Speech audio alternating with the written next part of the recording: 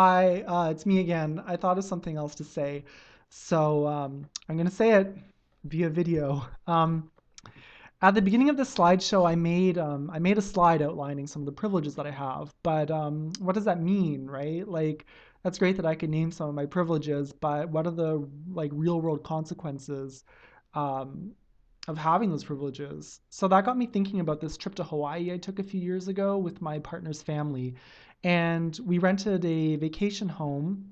It was a really nice house on the beach in a fairly wealthy neighborhood. And about like a couple blocks away, there was this park. And in the park, a bunch of people were squatting. And they had set up all these encampments. And most of them didn't look white to me. So later on, we were at a supermarket and the cashier filled us in on what was going on.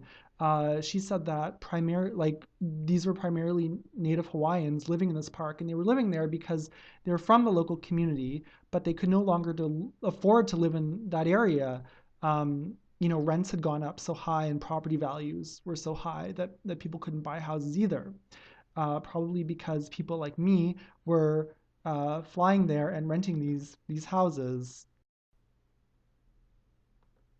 So to me, that's a really clear example of how my middle class privilege like directly contributes to other people's oppression.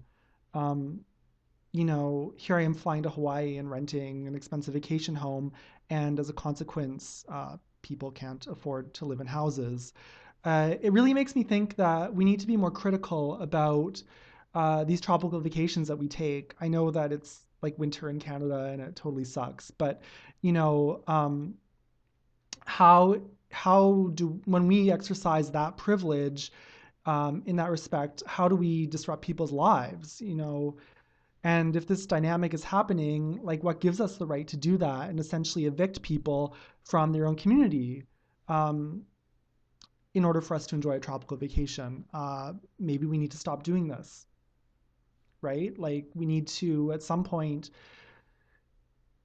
realize if our privileges are impacting people's lives in oppressive ways. Like we need to ask that question: should we stop doing these things? So there we go. Once again, I hope I made some sense.